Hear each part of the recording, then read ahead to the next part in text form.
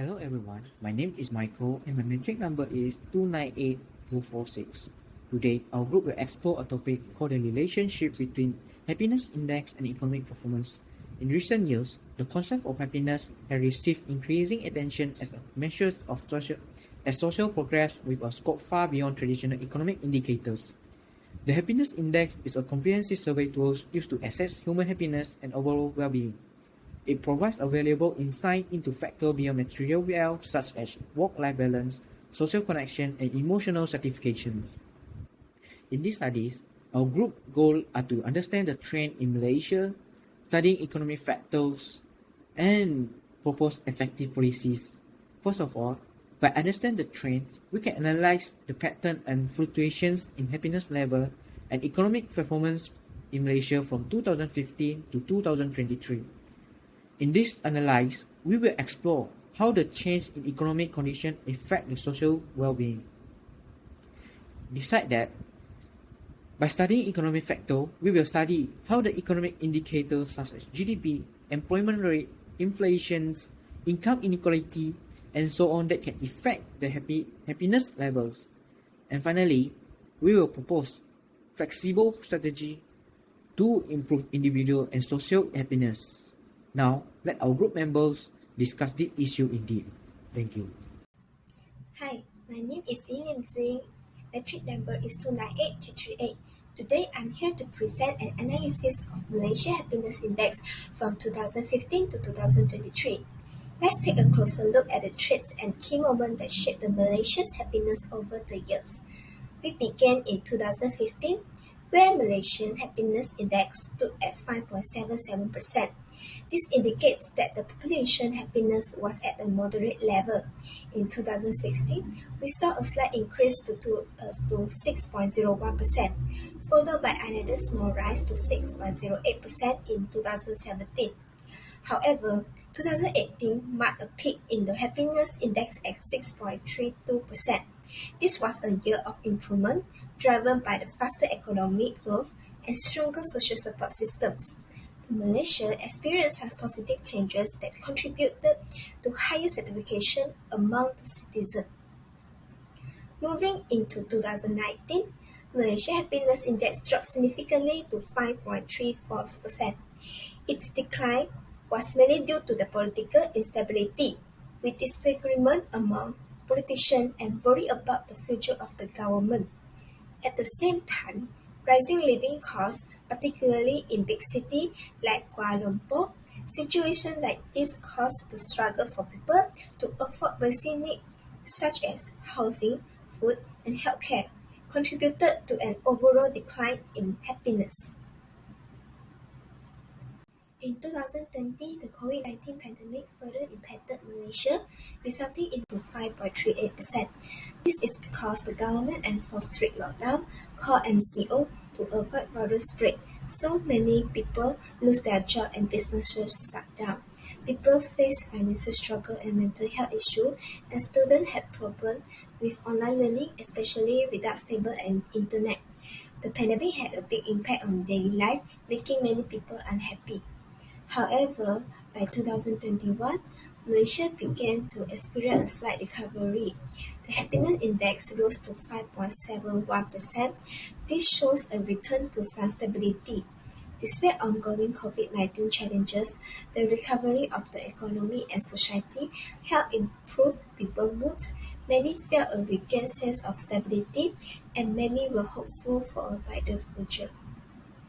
In 2022, Malaysia Happiness Index continued to rise, reaching 6.01%. Because Malaysia gradually reopened and life began to return to normal. With the economy reopening, businesses started recovering and social activities resumed. This feeling of normalcy and renewed optimism helped boost the happiness index. Unfortunately, in 2023, Malaysia Happiness Index fell again to 5.38%. This decline was due to several factors, including worries about the economy, political instability, and inflation. Even though The country reopened and started recovering in 2022. Many Malaysians still feel uncertain about the future, which led to a decrease in overall happiness. Assalamualaikum and salam sejahtera. I am Syahada Tika binti Muhammad Zamri. My matric number 298363. I will explain the economic growth in Malaysia from 2050 to 2023. By referring to the table on the side, we can categorize economic growth into 5 phases, which is strong performance, slowing momentum, pandemic contraction, recovery period, and renew slowdown. The first phase of economic growth, which is strong performance, can be observed occurring from 2050 to 2017. From 2050 to 2017, Malaysian economy performed well. GDP growth grew by 5.0% in 2050, dipped slightly to 4.8% in 2016 due to the global uncertainty, and rebound to 5.8% in 2017. This recovery was driven by strong export, better global demand, and higher commodity price. Next, economic growth can be seen slowing down from 2018 to 2019. In 2018, growth slowed to 4.8%, mainly due to political change and fiscal challenge. By 2019, growth dropped further to 3.6%, affected by the US-China trade war and weaker domestic investment. Furthermore, we can see that economic growth entered the pandemic contraction phase in 2020. In 2020, the COVID-19 pandemic hit hard, causing the economy to shrink by negative 3.2%. Key sectors like tourism, manufacturing, and service were badly affected by lockdown and low global demand. After our country was hit by the COVID-19 pandemic, we can see that economic growth was in the recovery phase from 2021 to 2022. Recovery began in 2021 with growth domestic growing at 3.5% as businesses reopened and government support kicked in. By 2022, growth surged to 7.4%, driven by pent-up demand and strong trade. Finally, we can see that economic growth experienced a slowdown again in 2023. However, in 2023, growth slowed to 2.9% due to global inflation, higher interest rate, and weaker demand. Structural challenges like low productivity and reliance on commodities also held back progress. By looking at the economic growth in Malaysia from 2050 until 2023, Malaysian economy has shown resilience, especially after the pandemic. But to keep growing, we need to diversify the economy, boost productivity, and reduce reliance on commodity. These changes are key to a stronger, more stable future. Okay, for this part, I will explain the relationship between happiness index and economic performance from 2050 to 2023. Let's start with the positive correlation between economic growth and happiness index in 2016 to 2019. During this time, Malaysian economy was doing well. Growth domestic grew steadily at 4.8% in 2016, 5.8% in 2017, and 4.8% in 2018. As the economy grew, people happiness also improved, reaching its highest point at 6.32 in 2018. What made this possible? First, I think it's because of the better living standard made life more comfortable. And second, after the 2018 general election, there was a wave of optimism across the country. Lastly, improved social service gave people more support. This period shows that when the economy is strong and people feel positive about the future, happiness naturally rises. Unfortunately, things started to slow down in 2019. GDP growth dropped to 3.6% and the happiness index fell to 4.34.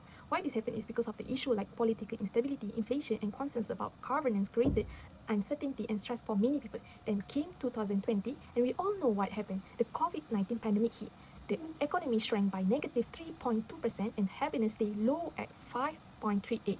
The pandemic brought job losses, mental health struggle, and made it harder to access essential service. It was a tough time for everyone, and it showed just how deeply crisis and can affect people's happiness. After the pandemic, things started to improve. By 2022, GDP growth jumped to 7.4% and the happiness index climbed back to 6.01. Businesses reopened, people got vaccinated, and there was a sense of hope as life started returning to normal. But by 2023, the momentum slowed again. GDP growth fell to 2.9% and happiness dropped back to 5.38. Why this happened is because of the rising inflation, higher living costs, and global uncertainties continue to worry people. This tells us that while recovery is possible, unresolved challenges can still hold back overall happiness. To sum it up, there is a clear connection between economic growth and happiness. When the economy is strong and people's lives are improving, they feel happier. But when challenges like inflation, instability, or crises arise, happiness takes a hit. This shows that while economic growth is important, it's not everything. For people to be truly happy in the long run, we also need political stability, fair opportunity, and policy that take care of everyone's well-being. Good day everyone, my name is Tan Hun Jie. My metric number is 298432. Today I will discuss about the three critical factors that significantly influencing the happiness indicate and economic performance. They are GDP per capita, employment, and inflation. These factors are essential indicators of a nation's economy and its people well-being. First factor is GDP per capita. GDP per capita refers to a country's standard of living and economic prosperity. Higher GDP per capita indicate well-developed infrastructure, advanced technology, and good healthcare service that would contribute to a nation's happiness. However, it does not take into account income inequality. If the wealth is distributed unevenly, many people will not benefit from economic growth. For example, Finland and Denmark consistently rank as the happiest country in the world, but the USA have a highest GDP per capita but a lower happiness of ranking. The second factor is employment. Employment is a condition of having a job or being employed. Higher employment rate increase productivity and boost household income, which will increase economic growth. It provides financial stability, a sense of purpose, and social connection that leads to a higher happiness. Nevertheless, employment rate do not reflect job quality because job certification is not included in employment rate. For example, Finland and Iceland are consistently ranked as the happiest country because of flexible working time and good work-life balance. The third factor is inflation. Inflation refers to the general price of goods and services increasing over a period. High inflation rate will reduce purchasing power and disposable income, which will lead to a happiness level decrease. For example, Venezuela have experienced hyperinflation, causing people to fail to meet their spending needs and lead to drop in happiness level. On the other hand, moderate inflation can benefit economic growth, investment, and spending by encourage people to spending and as business to expand. Hello everyone, my name is Lokjain, number metric 298202. Next, I would like to present the slide about policy recommendations. There are three types of policy that require government's attention, which are economic policy, employment and labor policies, and social policies. In economic policy, the government should regularly update minimum wage and support small and medium-sized enterprises. The main purpose of minimum wage is to ensure all workers have a basic standard of living, reduce poverty, and lower income equality among citizens. This will help to increase consumption and support economic development. This is also fair to set different wage levels based on the cost of living in each state.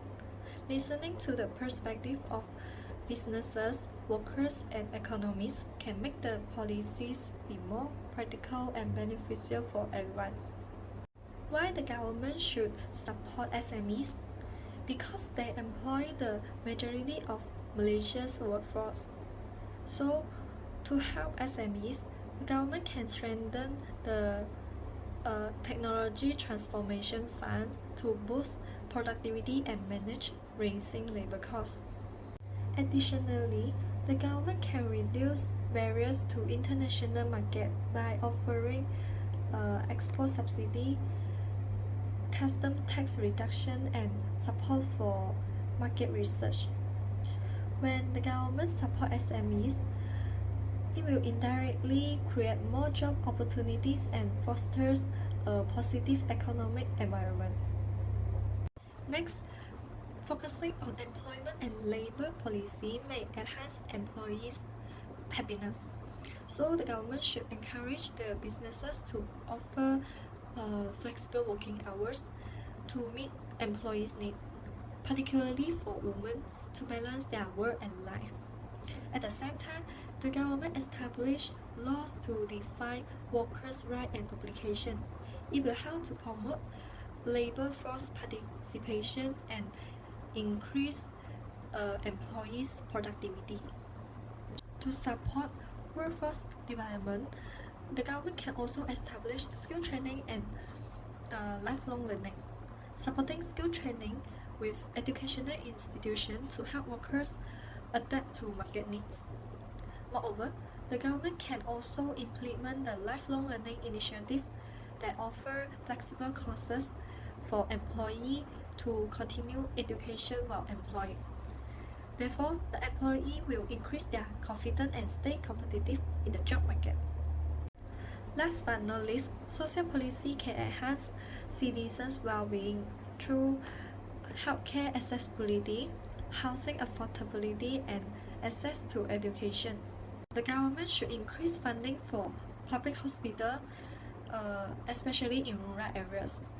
At the same time, they can also provide more public insurance subsidy for low-income families to help them access to private healthcare. Additionally, the government should promote more rent-to-own scheme to help low-income families secure stable housing. Meanwhile, introducing special loan schemes for first-time home buyers to ease entry into the housing market. Then, the government should invest more in rural schools to ease the financial burden on families with children. Besides that, the government can establish more free educational centers that offer skill training, language lessons, or other programs for citizens. This policy will improve citizens' quality of life and contribute to a significant raise in happiness. In summary, the relationship between happiness index and economic performance is both important and inconsistent. This is because while economic growth as measured by indicators such as GDP have led to the higher level of happiness, but it does not ensure the social well-being. This inconsistency highlight that the economic performance and happiness level cannot be linked directly. Okay, now our group has analyzed a few identified key factors that influence happiness, such as inflation, income inequality, and unemployment. Okay, now we will use inflation as our example. When a high inflation, it will reduce the Malaysian citizen purchasing power and increase their financial stress. Okay, and this issue will finally leading to the lower happiness level between them. To address this challenge, our group have proposed 3 recommendation policy key. First is the economy policy. By raising the minimum wage to reduce poverty, inequality, and financial insecurity between Malaysian citizens. Next is the employment and the labor policies. This policy is to introduce flexible working hours and strengthen skill training program to improve working balance and career development. And next is the social policy. The social policy is to provide access to healthcare, affordable housing, and quality education to strengthen social security and well-being. Okay, ultimately, by achieving happiness requiring a holistic approach. Economic performance alone is not enough to ensure social certifications. This policy must balance with the economic growth by social equality, political stability, and opportunity for individual well-being. By addressing these factors, Malaysia can pave the way for a social where economic progress and happiness can ensure a brighter and more suitable future for all citizens. Thank you.